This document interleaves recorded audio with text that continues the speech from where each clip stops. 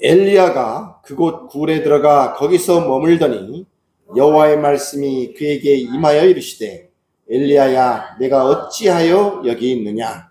그가 대답하되 내가 만군의 하나님 여호와께 열심히 유별하오니 이는 이스라엘 자손이 주의 언약을 버리고 주의 제단을 헐며 칼로 주의 선지자를 죽였음이오며 오직 나만 남았거늘 그들이 내 생명을 찾아 빼앗으려 하나이다.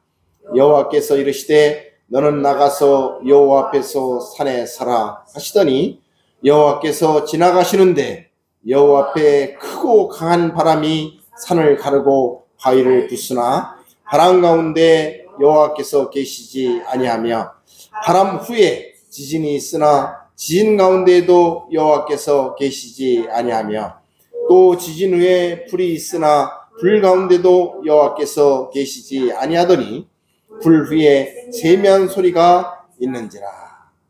아멘.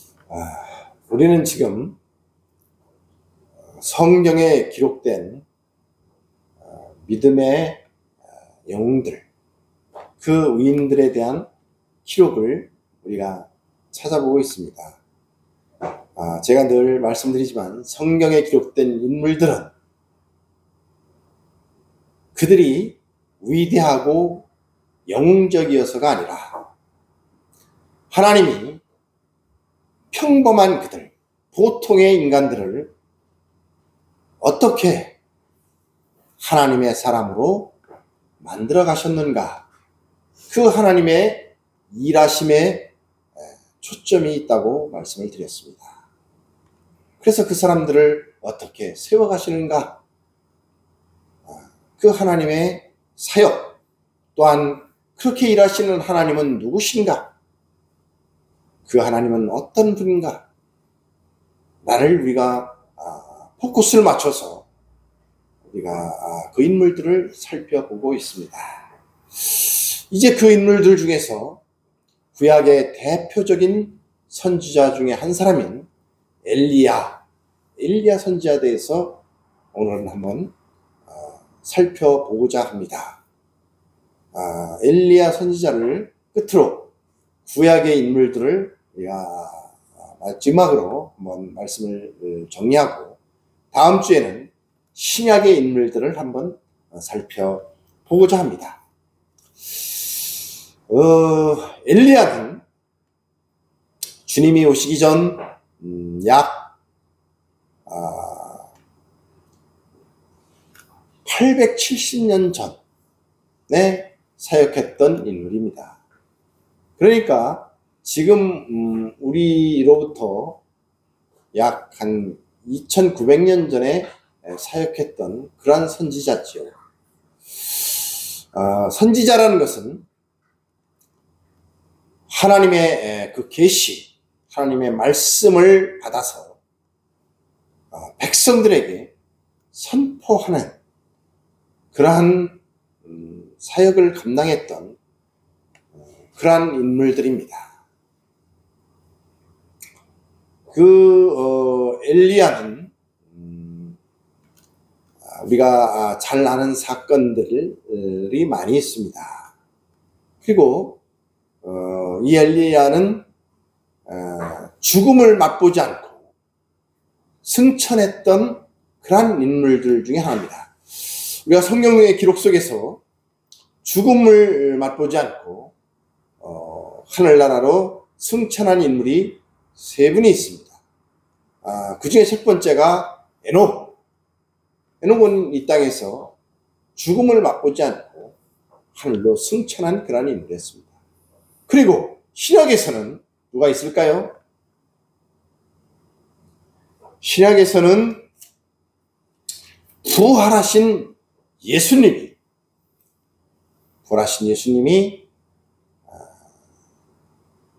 죽음을 맛보지 않고 바로 승천하셨습니다. 그리고 바로 이 엘리야가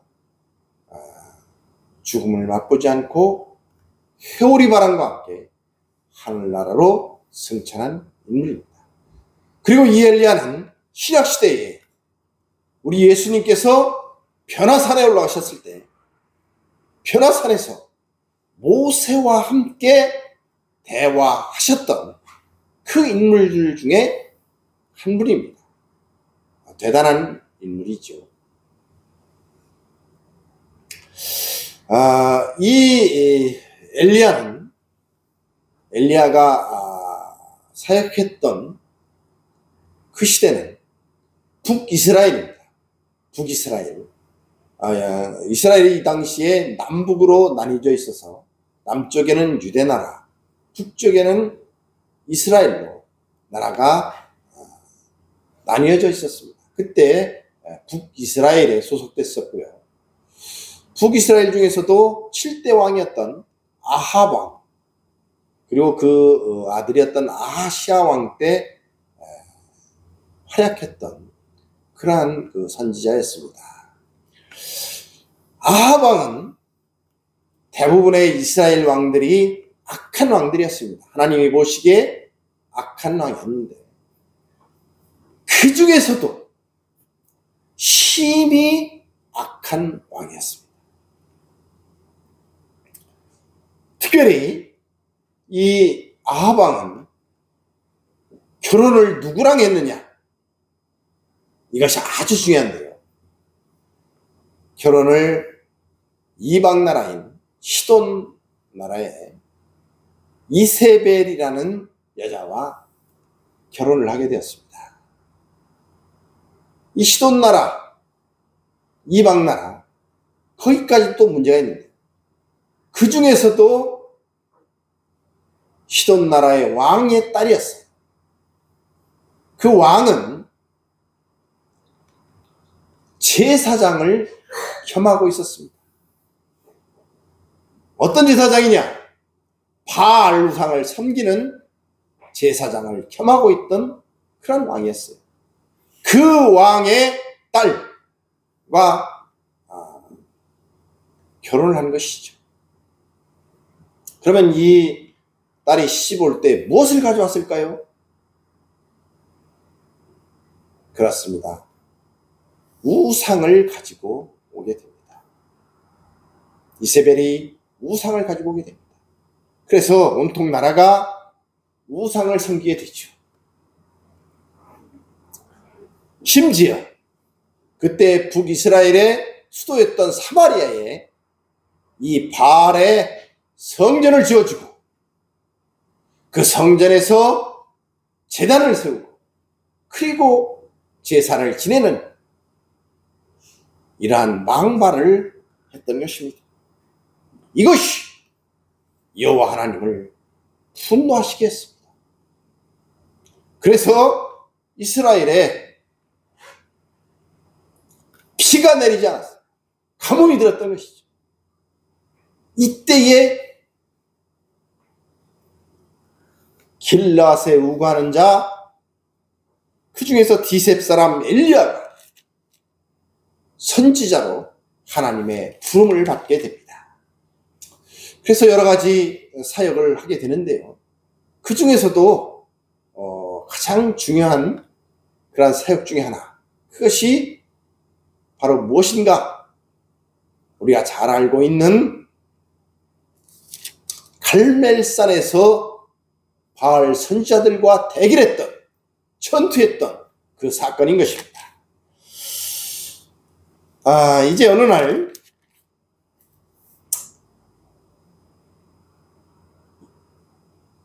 엘리야 선지자가 아합 왕을 만나서 이렇게 제안을 합니다. 갈멜산에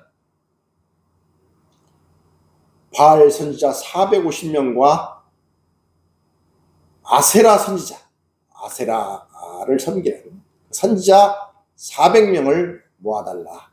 그리고 온 백성들을 모아달라. 그곳에서 내가 대결을 벌이겠다. 이렇게 얘기를 하게 됩니다.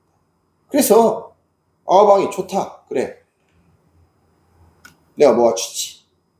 그래서 갈멜산에 이스라엘 온 백성과 그 선지자들이, 우상을 섬기는 선지자들이 모여지게 됩니다. 그때 엘리야 선지자가 백성들을 향해서 이렇게 선포하게 됩니다. 열왕기상 18장 21절의 말씀, 21절에서 22절까지의 말씀을 우리가 한번 함께 같이 읽어보도록 하겠습니다. 엘리야가 모든 백성에게 가까이 나아가 이르되 너희가 어느 때까지 둘 사이에서 머뭇머뭇하려느냐. 여호와가 만일 하나님이면 그를 따르고 바알이 만일 하나님이면 그를 따를지니라 하니 백성이 말 한마디도 대답하지 아니하는지라. 엘리야가 백성에 이르되 여호와의 선지자는 나만 홀로 남았으나 바알의 선지자는 450명이로다. 아멘. 엘리야가 백성들에게 너희들은 왜 하나님을 믿는 백성들이 저 우상 바알을 섬기고 있느냐? 여호와가 만일 하나님이면 오직 하나님만을 섬겨라. 아니고 니들 보기에 바알이 참신이라면 바알을 섬겨라. 선택하라 너희들은. 이제 저렇게 바알의 선지자는 450명이고 여호와의 선지자는 나 혼자다. 저 450명과 내가 450대 1로 대결을 펼치겠다. 그 중에서 이기는 자가 하나님의 선지자가 되니 너희들은 그 하나님을 섬기고 만일 바알 선지자가 대결을 펼쳐서 이기면 바알 신을 섬겨라. 이런 얘기인 것입니다. 그래서 자 이제 송아지 2마리를 잡아라. 그리고 각기 나무 장작더미겠죠. 나무 단 위에 잡은 그 송아지를 올려놓고 각을 떠서 그 잡은 송아지를 각기 올려놔라. 나무에. 그리고 너희들은 너희 바알 선지자들은 너희 신을 불러라. 나는 나의 신 여호와 하나님을 부르겠다. 그래서 그 제물을 불로 태우는, 불로 응답하는 그 신이 참신이다. 자, 누가 참신인지를 우리 한번 대결해보자. 그렇게 해서 먼저 바알 선지자 450명이 아침 일찍부터 낮까지 정오까지 자기들의 신을 부르면서 그곳에 풀이 내리기를, 자기들의 그 제단에 제물에 풀이 내리기를 기도합니다. 열심히 기도하죠. 바알이여 우리에게 응답하소서 하면서 바알의 이름을 열심히 불러가면서 그 450명이 기도를 합니다. 그러나 아무 응답이 없었습니다. 자, 정오가 엘리야가 그들에게 조롱합니다. 야, 좀 더 큰 소리를 불러? 응? 야, 바알 신이 지금 묵상하고 있냐? 아니면 어디 나갔냐? 아니면 잠자고 있냐? 깨워라! 이렇게 조롱을 합니다. 그러자 정오가 지난 다음에 그들이 큰 소리로 자기들의 신을 부르는 건 물론이고 칼과 창으로 자기 몸을 자기를 찢고 피를 내면서 그렇게 극단적으로 바알 신을 부릅니다. 바알 신이여 불을 내려주시옵소서. 이렇게 했겠죠. 그러나 저녁 때까지, 저녁 소재를 드릴 때까지 그들이 그렇게 자기들의 신을 부르고 자해를 하고 했지만은 아무런 응답이 없었습니다. 이제 저녁 때에 엘리야 선지자가 여러 가지 절차를 마친 후에 하나님께 기도하게 됩니다. 그 장면이 열왕기상 18장 36절에서 37절까지의 말씀입니다. 같이 한번 읽어보겠습니다.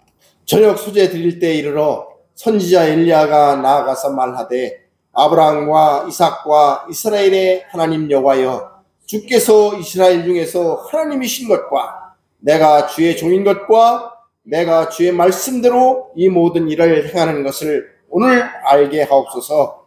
여호와여, 내게 응답하소서. 내게 응답하소서. 이 백성에게 주 여호와는 하나님이신 것과 주는 그들의 마음을 되돌이키심을 알게 하옵소서 하매. 이렇게 엘리야가 하나님 앞에 간절하게 기도할 때에 그 하나님의 불이 내려서 38절에 보면 불이 내려서 번제물과 송아지죠, 나무와 돌과 흙을 태우고 또 도랑에 물을 핥아버렸습니다. 여호와의 불이 내린 것입니다. 응답하신 것입니다. 그 광경을 보고 모든 백성이 엎드려서 여호와, 그가 바로 하나님이시로다. 여호와 그는 하나님이시로다. 그래 맞아, 하나님만이 참신이야. 오직 하나님만이 참신이야. 이렇게 외치고 있는 거예요. 그때 엘리야가 그 백성들에게 저 바알의 선자 450명을 모두 죽여버려라. 그래서 모두 죽여버렸습니다. 그리고 그 뒤에 41절부터 보면 가뭄이 있었는데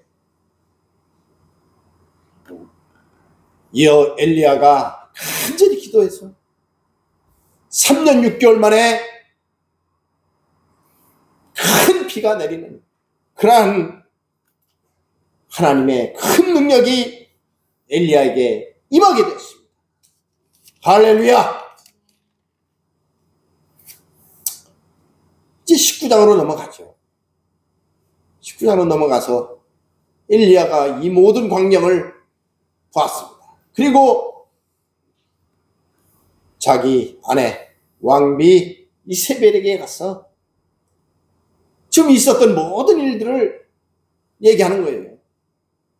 그리고 바알의 선지자 450명이 그냥 몰살당한 그 내용을 다 설명해 줍니다. 그러자 이세벨이 사람을 보냅니다. 사신을 엘리야 선지자에게 보내서 내가 내일까지 반드시 너를 죽이겠다고 얘기를 합니다. 이 얘기를 들은 엘리야 선지자는 너무 두려웠어요. 너무 두려워서 남쪽의 부엘세바라는 곳, 그곳에 있는 광야로 나가서 로뎀나무 아래에서 하나님 앞에 하나님 저를 죽여주세요.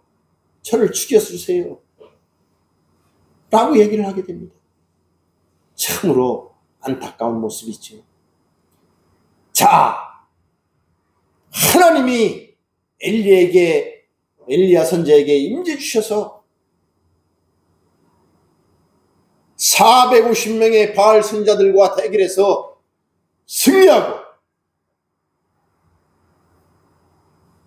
그리고 그 모든 바알 선지자를 죽여버리고 또 하나님의 큰 능력이 임해서 3년 6개월 동안 비가 내리지 않던 곳에 하나님께서 비를 내려주시는 이 놀라운 역사를 하나님의 임재를 경험했던 엘리야가 이제 그 이세벨 왕비의 전달을 받고 너를 죽이겠다 라는 그 소리에 두려워서 이렇게 도망하고 있는 것입니다. 이 모습이 어쩌면 우리들의 모습인지도 모릅니다. 우리도 살아갈 때에 하나님께서 우리에게 놀라운 역사를 허락해 주시는 것을 때때로 우리가 경험합니다. 그 하나님의 놀라운 역사, 그 놀라운 하나님의 임재가 있을 때 우리는 성령이 충만해져서 정말 이 순간 하나님이 나에게 순교하라고 명령하셔도 아멘으로 그렇게 응답할 것 같은, 그렇게 순종할 것 같은 그런 삶을 살지만 또 어느 때는 대부분이 그렇습니다만 작은 시험에도 작은 어려움에도 마치 하나님이 나와 함께 하지 않으시는 것처럼 하나님이 부재하시는 것처럼 그렇게 절망하고 낭망해서 우리가 시험에 드는 경우가 많이 있습니다. 오늘 엘리야 선지자가 바로 그런 모습이었던 것입니다. 그때에 이제 천사가 나타나서 위로하고 먹을 것을 주고, 그리고 엘리야 선지자는 40일 밤낮을 걸어서 하나님의 산 호렙산으로 가게 됩니다. 그곳에 굴 속에 들어가 있습니다. 그때에 하나님의 말씀이 임하게 됩니다. 오늘 읽은 본문이지요.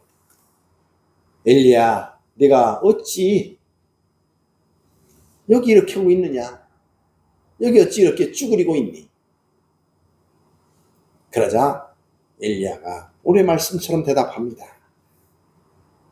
제가 하나님 앞에 뜨거운 열정을 가지고 우상을 섬기는 이 모든 것들을 싫어서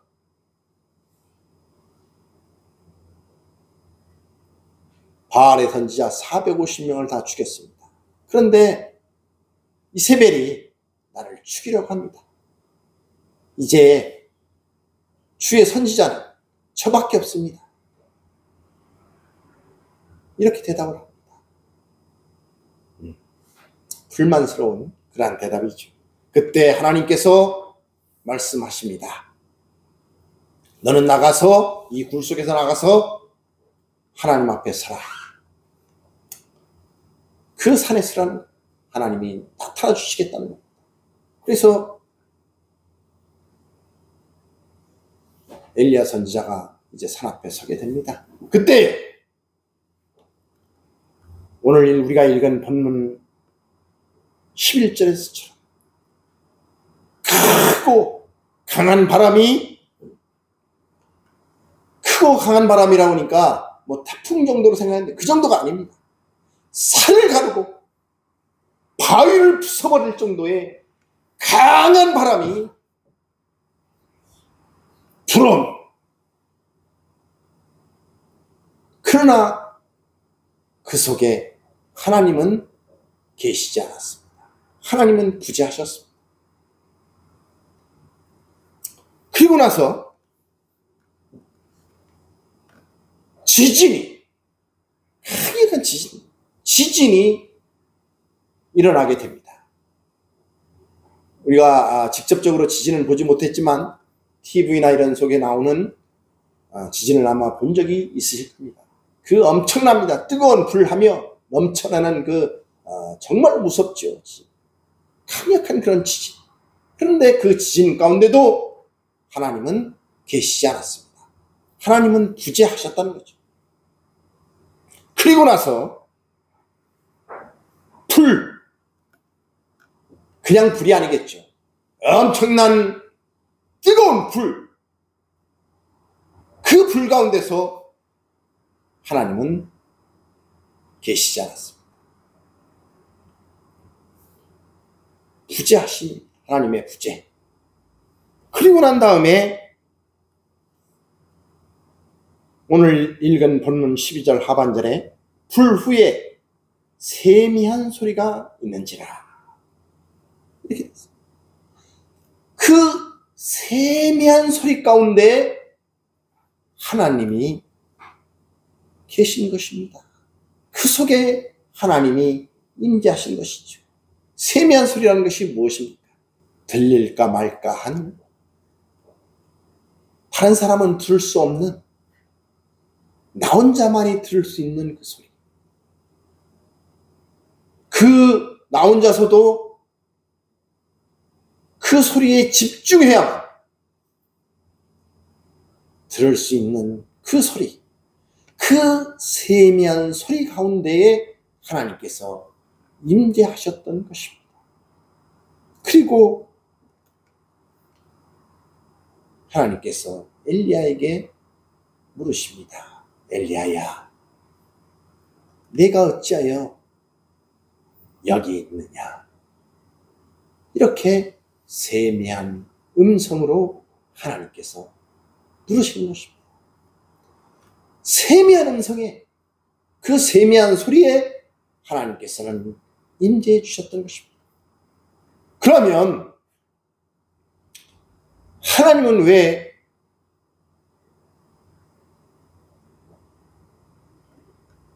강하고 큰 그 바람, 그리고 엄청난 지진, 그 뜨거운 불, 이 가운데 계시지 아니하고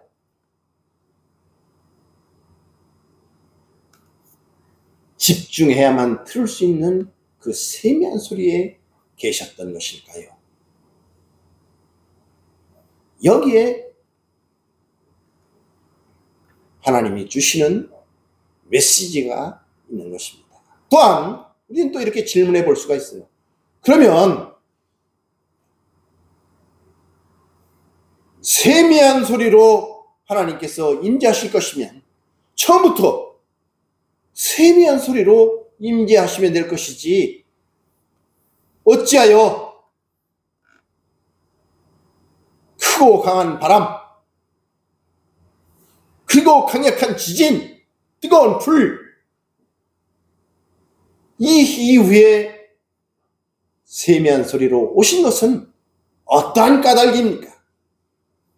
어찌 그렇게 하셨나요? 라고 우리는 질문할 수가 있는 것입니다. 이것은 세미한 소리를 강조하기 위한, 부각시키기 위한 그러한 하나님의 의도인 것입니다. 강하고 큰 그 바람, 그리고 강력한 지진, 뜨거운 불, 이것과 세미한 소리를 서로 비교해서, 대조해서 이 세미한 소리를 더욱더 드러내고 부각시키기 위한 그런 의도가 여기에는 있는 것입니다. 우리는 갈멜산에서 엘리야 선지자가 바알 선지자, 아세라 선지자, 이들과 대결에서 승리했던 그 강력하고 큰 불과 같은 그런 하나님의 역사, 하나님의 임재를 더 좋아합니다. 그러나 하나님께서는 그렇게도 하시지만 하나님께서는 이렇게 세미한 소리 가운데도 임하셔서 그래서 일하시는 하나님이신 것을 우리에게 가르쳐 주시고자, 깨닫게 해주시고자 오늘 이렇게 호렙산에서 엘리야에게 세미한 소리로 나타났던 것입니다. 하나님께서는 모두가 듣고 모두가 알 수 있는 그러한 모습으로 하나님께서는 임재하시기도 하지만, 그러나 세미한 소리, 다른 사람은 알 수 없고 나만이 알 수 있는, 나도 집중해야만 들을 수 있는 그 가운데 하나님은 임재하시기도 합니다. 그렇게 해서 또 우리에게 일하시기도 하는 것입니다. 그런데 우리는 또한 엘리야는 이것이 불만족스럽습니다. 엘리야나 우리는 이렇게 하나님이 임재하시기보다는 좀 더 강력하게 그렇게 역사하시는 하나님으로 임재하셔 주시기를 원합니다. 그러면 믿지 않는 자들, 또 악한 자들이 하나님 계시는 것을 확실할 수 있고 하나님 앞에 항복하고 하나님을 믿을 거라는 그런 생각을 우리는 하게 됩니다. 이것이 엘리야의 생각이고 또 우리의 생각이기도 합니다. 그런데 과연 그럴까요? 갈멜산에서 450명의 바알 선자들과 대결했어요. 엘리야 선자 홀로 대결했어요.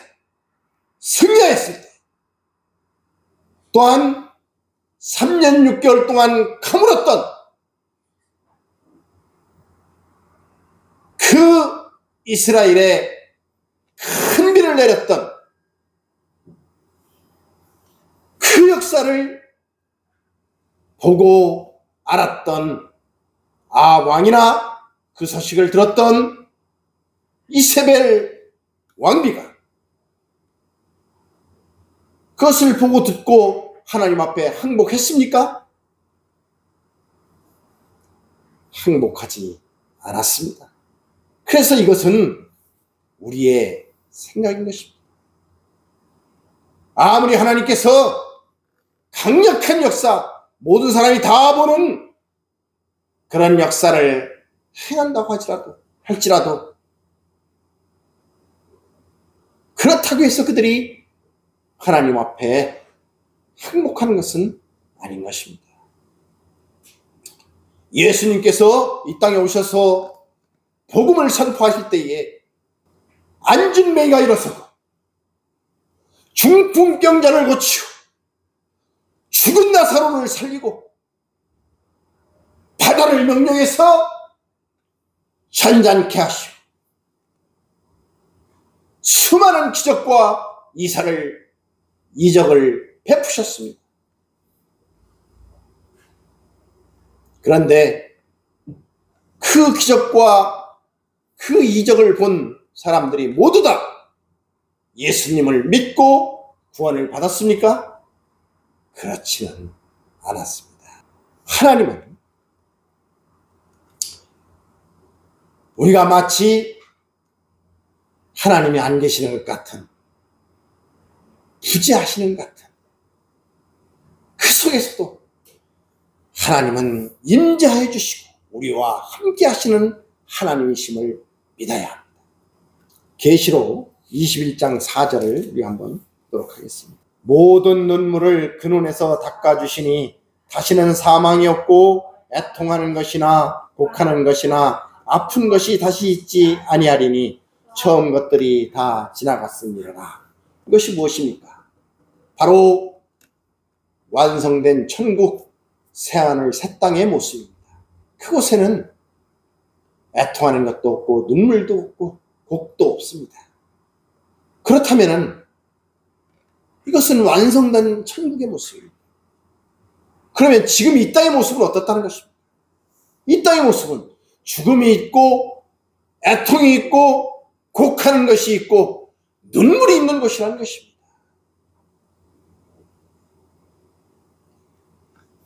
그것들이 없는 그곳은, 그 천국은, 완성된 천국은 아직 미루어져 있습니다. 예수님이 이 땅에 오시면서 하나님의 나라는 이 땅에 현재적으로 임했습니다. 우리는 지금 하나님의 통치를 받는 하나님 나라의 백성입니다. 그러나 우리는 아직 완성된 천국에 살고 있지는 않습니다. 그것은 장래에, 미래에 이루어질 것입니다. 우리는 그 완성된 천국을 바라보며 기대하며 소망을 가지고 살아갑니다. 지금 우리가 살고 있는 이 땅은 우리가 하나님 나라의 통치를 받는 하나님 나라의 백성이지만 세상 나라 사람들과 함께 세상 나라를 살아가고 있는 것입니다. 그래서 마태복음 13장 천국의 비유를 여러 가지로 비유하는 그러한 장입니다. 그곳에 마태복음 13장 44절에 보면 천국은 마치 밭에 감추인 보화 같으니 사람이 이를 발견한 후 숨겨두고 기뻐하며 돌아가서 자기의 소유를 다 팔아 그 밭을 사느니라. 지금 천국은 마치 감추인 보화처럼 우리에게 와 있습니다. 누구나 이 천국을 볼 수 없습니다. 누구나 알 수 없습니다. 볼 수 있는 자만이 보고 알 수 있는 자만이 알 수가 있는 것입니다. 하나님의 그 세미한 소리도 다 들을 수는 없습니다. 들을 귀가 있는 자, 영의 귀가 열린 자만이 하나님의 그 음성을 들을 수가 있고, 영의 눈이 열린 자만이 그 하나님의 나라를 볼 수가 있는 것입니다. 우리가 살고 있는 이 현실은 세상 사람들이 보기에는 아무런 변화도 없는 그런 것입니다. 그러나 예수 믿고 구원받은 하나님의 자녀, 하나님 나라의 백성인 우리가 보기에는 하나님은 지금 우리와 함께 계십니다. 우리 안에 임재해 계십니다. 우리는 이 사실을 믿고 하나님 앞에 항복하는 그러한 삶을 살아내야 합니다. 우리만이 하나님을 볼 수 있고 예수님을 볼 수 있고 성령님을 볼 수 있는 눈을 가진 자입니다. 알 수 있는 자입니다. 엘리야를 향한 하나님의 그 열심과 하나님의 그 의지는 세미한 소리 가운데 임재하셔서 그렇게 하나님은 일하고 계시는 것입니다. 천국도 지금 우리에게 그렇게 감추인 보화처럼 우리에게 와 있습니다. 우리가 살아가는 이 세상 속에서 우리는 참으로 힘들고 어렵고 또 때로는 억울하다는 생각까지도 가지게 됩니다. 우리는 속히 하나님이 강력하게 임재하셔서 악의 무리들을 심판해주고 강하게 하나님의 영광을 나타내 주시기를 바랄 때가 많이 있습니다. 그러나 악한 자들을 지금 바로 심판한다고 하면 그것은 이제 구원의 문은 닫히는 것입니다. 아직은 구원해야 될 많은 사람들이 있습니다. 그렇기 때문에 아직 하나님께서는 구원의 문을 열어놓고 있는 것입니다. 그때까지는 하나님께서는 때로는 강하고 갈멜산의 불같이 그렇게 임재하시기도 하지만 그러나 또 때로는 엘리야에게 임재하셨던 것처럼 세미한 음성으로 일하고 계시는 것입니다. 이 하나님의 놀라운 그 의지, 하나님의 그 열심에 우리는 귀를 기울이고 그 하나님의 음성을 들을 수 있는 그러한 영의 길을 열고 감추인 보화처럼 우리에게 와 있는 이 천국의 그 신비를 우리가 늘 맛보면서 완성된 천국, 새하늘 새 땅, 구원의 완성의 자리, 그것을 우리가 늘 사모하며 그것을 향해서 오늘의 이 어렵고 힘들지만 늘 함께 하심을 우리가 하나님이 임재하심을 제대로 느끼면서 알면서 그렇게 살아가시는 온성교회의 모든 복된 신자들이 되시길 주님의 이름으로 축복드립니다.